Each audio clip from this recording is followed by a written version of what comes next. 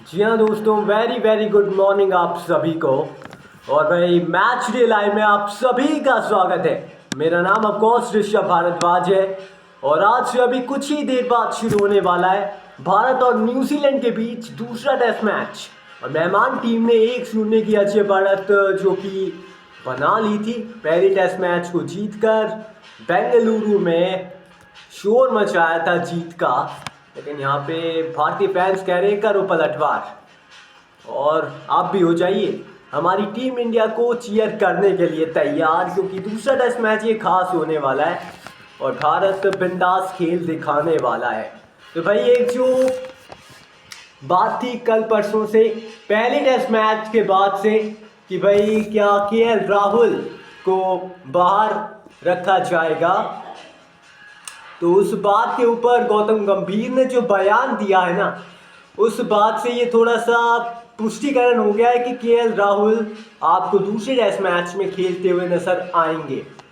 यानी कि सरफराज खान को आप बाहर बैठाने जा रहे हैं, उस बल्लेबाज को जिसने पहले टेस्ट मैच में 462 में से 150 रन एक अकेले बल्लेबाज ने बनाए थे। तो भाई मौका एक और दिया जाएगा, यानी कि दूसरी टेस्ट मैच में केएल राहुल को। और कुछ ऐसा कहा गौतम गंभीर ने, आपको बताते हैं कि भाई केएल राहुल के मामले में इंटरनेट मीडिया बिल्कुल भी मायने नहीं रखता है। मायने ये रखता है कि भाई टीम प्रबंधन और नेतृत्व क्या सोचता है। तो गंभीर जी ने कुछ ऐसा कुछ कहा कि भाई वो अच्छी बल्लेबाजी कर रहे हैं और कानपुर में अच्छी पारी उन्होंने खेली थी और मुझे यकीन है कि उन्हें पता है कि उन्हें बड़ी पारी कब खेलनी है, यानी कि वो खेल सकते हैं। और यही वजह है कि टीम उनके साथ है। अंतर्राष्ट्रीय क्रिकेट में सभी पर टिप्पणी की जा सकती है आसानी से, लेकिन जब बुरे फॉर्म में हो आप उसका कितना बचाव करते हैं वो सबसे ज़्यादा मायने रखता है। तो कुछ ऐसा कहा कोच गौतम गंभीर ने। और रोहित शर्मा ने भी, हमने देखा था जब बांग्लादेश के खिलाफ टेस्ट सीरीज चल रही थी, उन्होंने बीच में बचाव किया था केएल राहुल का।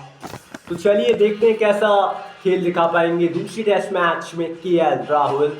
और भाई पिच कल जैसा कि देखी गई तो स्लो टर्नर अगर पिच है ना, तो उसमें आप ये नहीं मान सकते कि भारत का ही पलड़ा भारी है, क्योंकि सरफराज खान को अगर आप बाहर बैठाते हो आज, तो फिर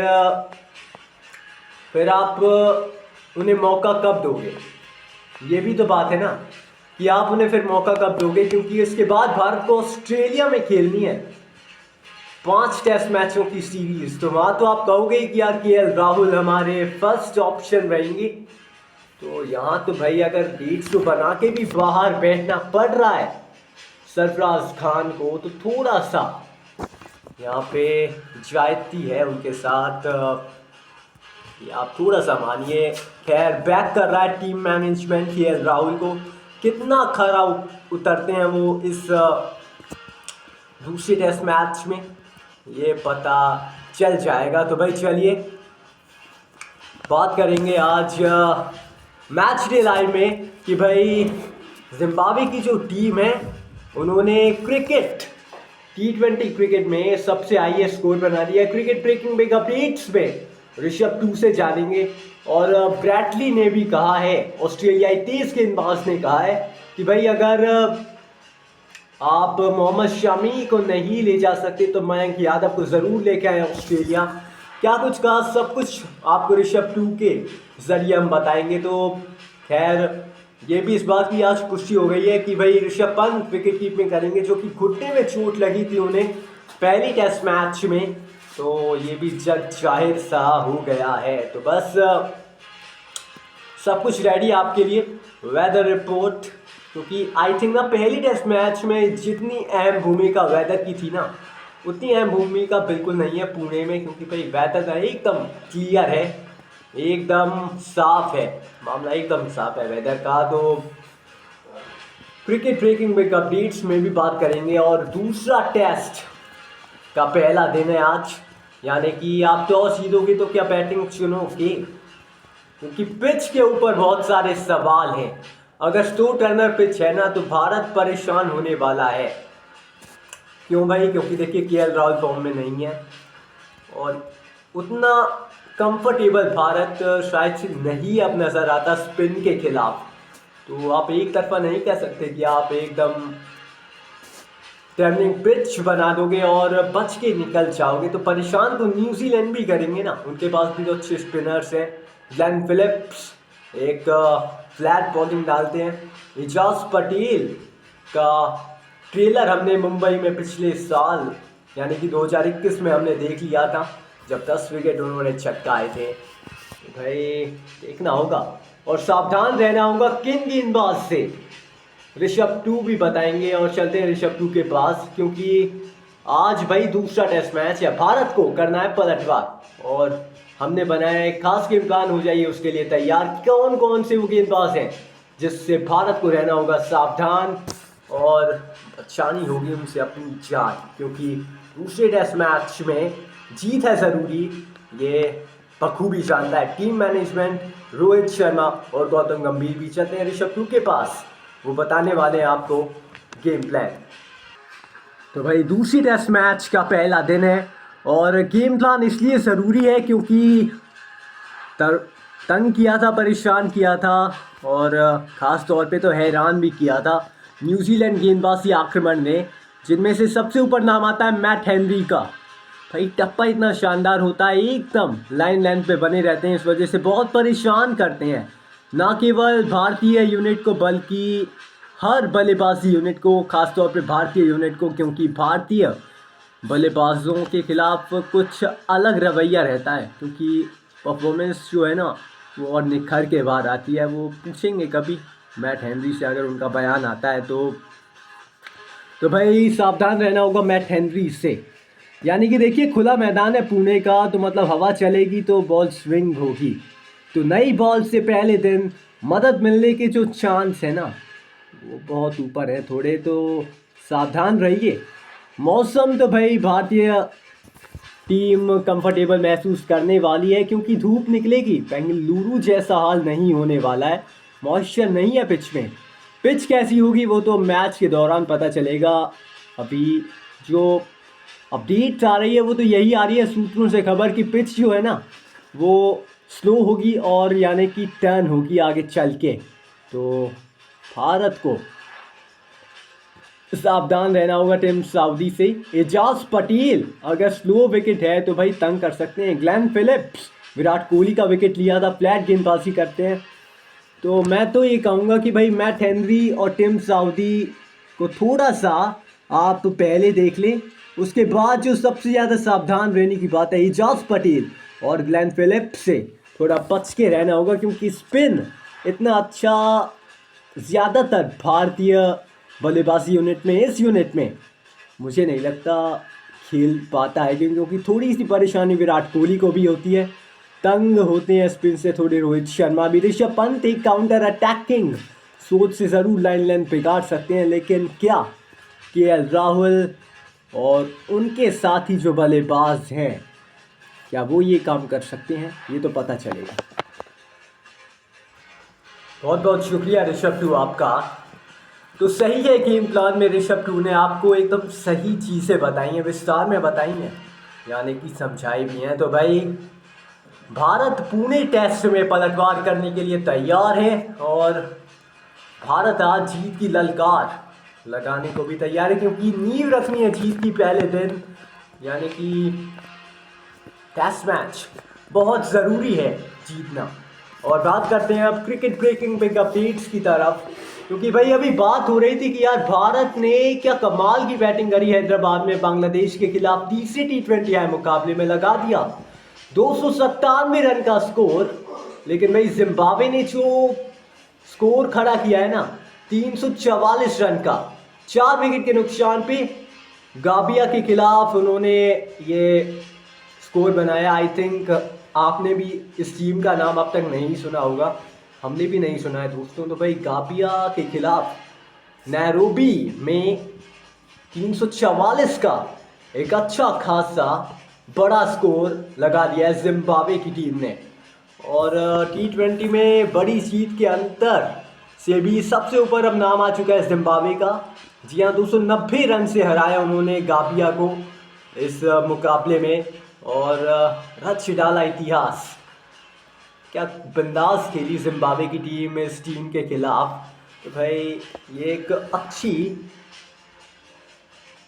मैच जिम्बाब्वे की तरफ से थी कि एक तरफा सा लगा ये मुकाबला। और बात करते हैं ब्रैडली, ऑस्ट्रेलियाई तेज गेंदबाज ब्रैडली ने कहा है कि भाई अगर शामी उपलब्ध नहीं है तो आप मयंक को लेके आइए ऑस्ट्रेलिया।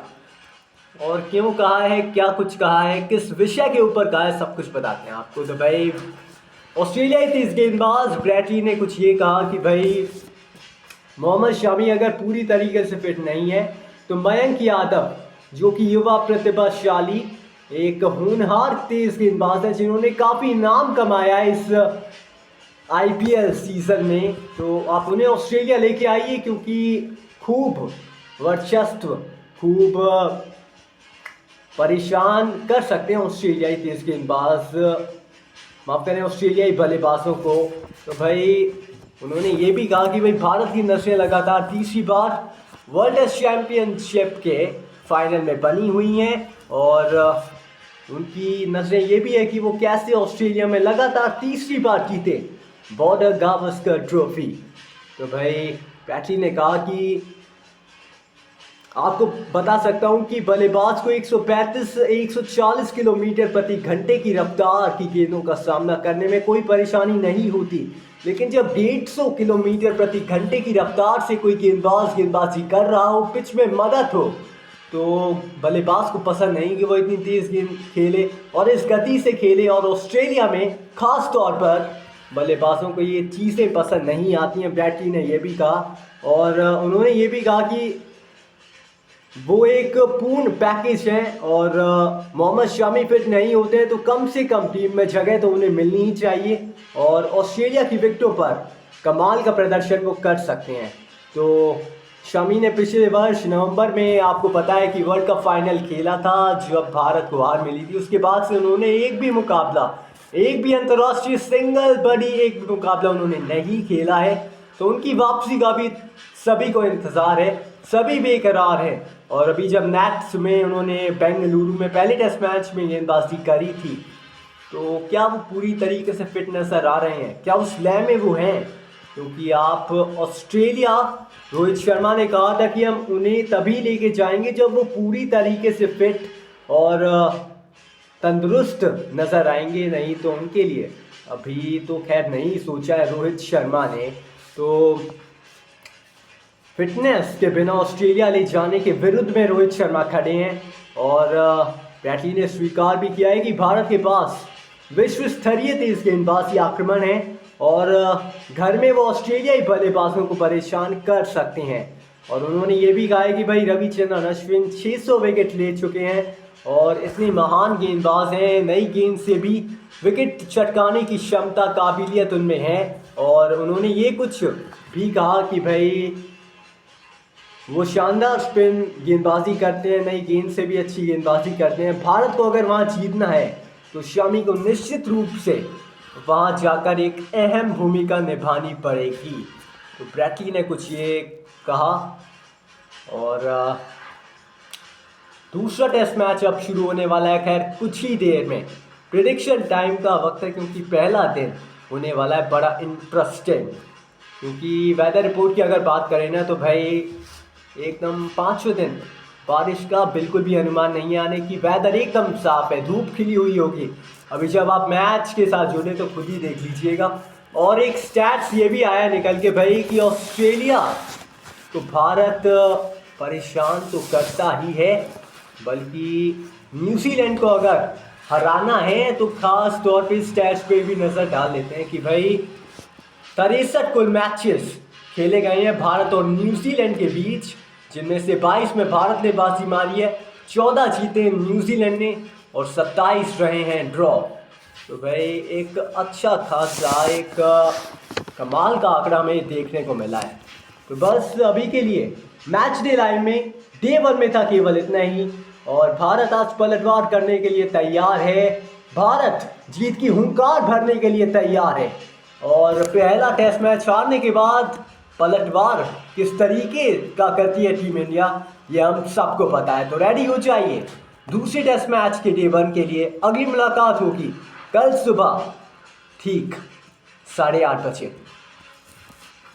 अभी के लिए इतना ही था, और फिर से कह देते हैं वीडियो को लाइक कीजिएगा, चैनल को ज़्यादा से ज़्यादा दोस्तों हमारे शेयर कीजिए और करिए हमारे चैनल को सब्सक्राइब भी। अगली मुलाकात कल सुबह 8:30 बजे, तब तक के लिए गुड बाय।